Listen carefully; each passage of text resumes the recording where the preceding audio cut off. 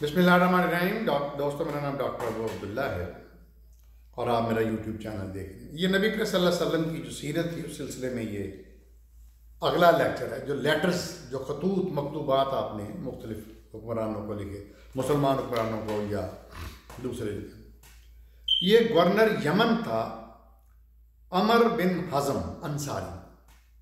अमर बिन हज़म उसका नाम था, ये मुसलमान था। तो इसको जो रसूलुल्लाह सल्लल्लाहु अलैहि वसल्लम ने ख़त लिखा, मैं वो पढ़ता हूँ। बिस्मिल्लाहिर्रहमानिर्रहीम। ये तहरीर खुदाए बुजुर्ग बरतर और उसके पैगंबर की तरफ से अमर बिन हज़म अंसारी को उनके यमन रवाना होने के वक़्त दी गई। फरमाया, रसूलुल्लाह स्टार्ट करते हैं कि खुदाए बरतर ने फरमाया कि ए ईमान वालो, अपने वादे पूरे करो। जैसे मैंने बताया कि इन खतूत से इतनी इंफॉर्मेशन हमें मिलती है, शरीयत की, अहकामात की, कुरान की एक्सप्लेनेशन की, सुन्नत की, इलस्ट्रेशन की, कि कई चीज़ें मुझे अब समझ आई हैं ये खतूत पढ़ के। खुदा बरतर ने फरमाया कि ए ईमान वालो, अपने वादे पूरे करो, अहद पूरे करो। ये कुरान में बार बार जिक्र है। मैं ये चीज़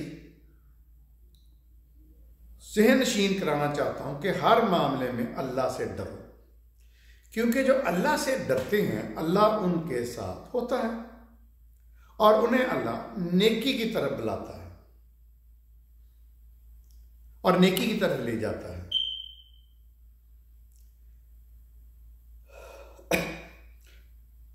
मैंने अमर बिन हज़म अंसारी को ताकीद की है कि लोगों से वाजिबात अल्लाह के हुक्म के मुताबिक वसूल करे। अगला हुक्म, लोगों से नरमी से पेश आए। अगला हुक्म, और उन्हें नेकी की तलकीन करे। यानी एक वाली, एक गवर्नर, एक सरबराह का काम यह भी है कि लोगों को नेकी की तलकीन करे और बुराई से रोके।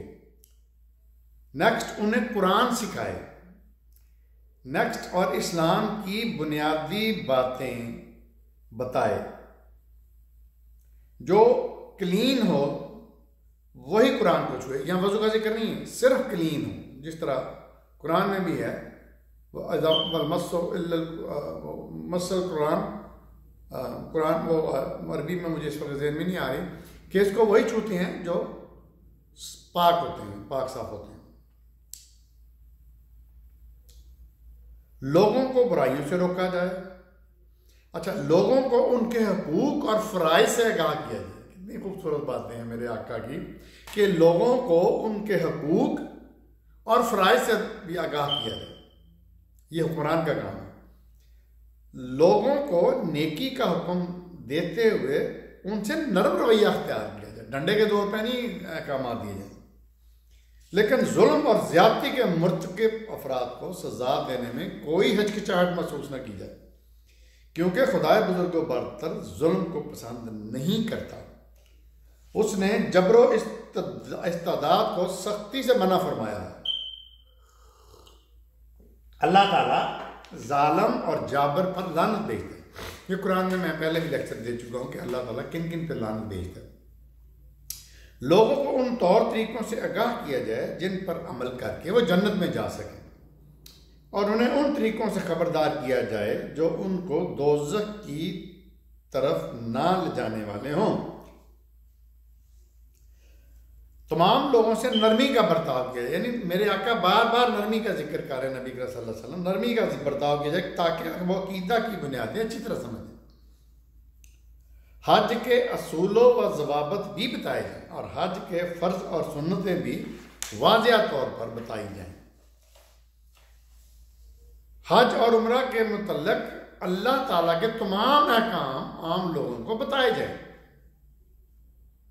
लोगों को ऐसे कपड़े में नमाज पढ़ने से मना किया जाए जो जिस्म को अच्छी तरह ना ढांकते हों, और नमाज के दौरान सतर नंगा होने का खदशा हो। कितनी प्यारी प्यारी बात है। यही हदीसें हैं जिनको लोग हदीसें बोलते हैं। वजू के बारे में तमाम हदायत मुकम्मल तौर पर बयान की जाए।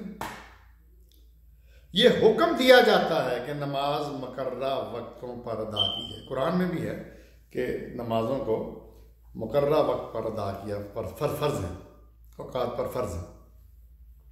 तो मेरे आका कह रहे हैं कि दौरान नमाज मुकर्ररा वक्त पर अदा कीजिए, आगे पीछे न कीजिए, और दौरान नमाज रुकू मुकम्मल और सही तौर पर किया जाए। कितनी डिटेल्स हैं। दौरान नमाज इंसान पर रिक्कत तारी हो। सुबह की नमाज यानी नमाज फजर सूरज तुलू होने से पहले अदा की जाए। नमाज ज़ोहर ज़वाले आफ्ताब के बाद जब सूरज ढलना शुरू हो जाए तो अदा की जाए। नमाज असर उस वक़्त पढ़ी जाए जब साए तिरछे हो जाए। नमाज मगरिब फौरन सूरज गुरूब होने के बाद अदा की जाए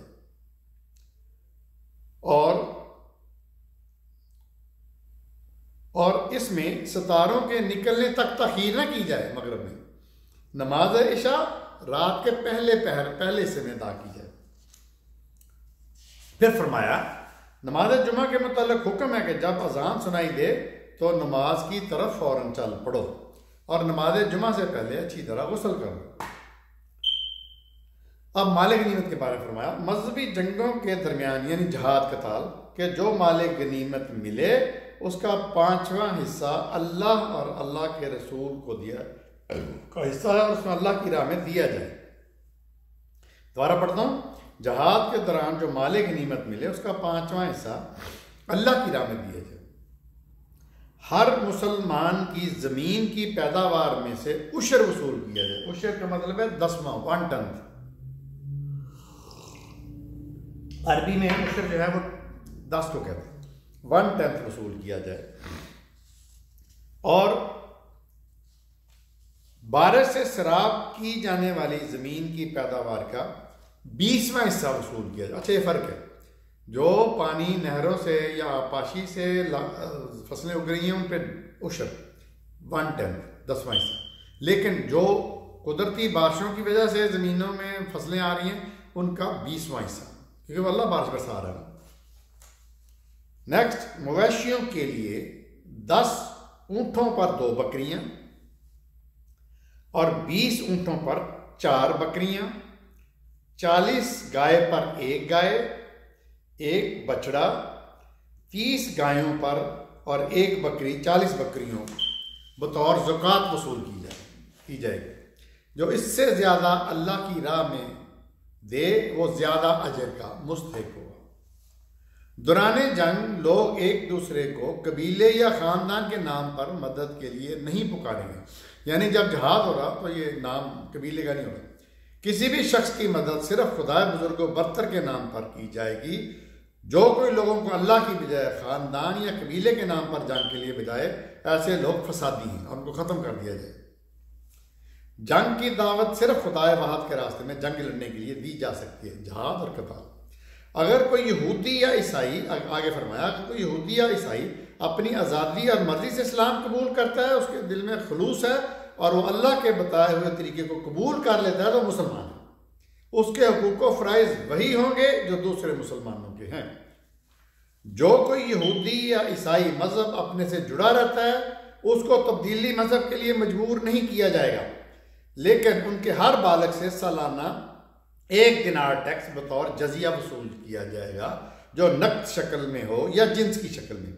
इतनी कीमत का कपड़ा भी कबूल किया जा सकता है। जो कोई ये देने से इनकार करे उसे अल्लाह, रसूलुल्लाह और तमाम मुसलमानों का दुश्मन गर्दाना जाएगा। मोहर अल्लाह रसूल सल्लल्लाहु अलैहि वसल्लम। हज़रत अमर ने ना सिर्फ इस खत को महफूज कर लिया बल्कि रसूलुल्लाह के दूसरे खतूत को भी जमा किया जो आपने मुख्तलिफ कबाइल को लिखे, ख़ुसूसन यहूद ईसाई को, और उनको मरतब किया। तो ये था उर्दू में नबी करीम सल्लल्लाहु अलैहि वसल्लम का खत यमन के गवर्नर या वाली अमर बिन हज़म अंसारी को। देखते रहिए मेरा चैनल डॉक्टर।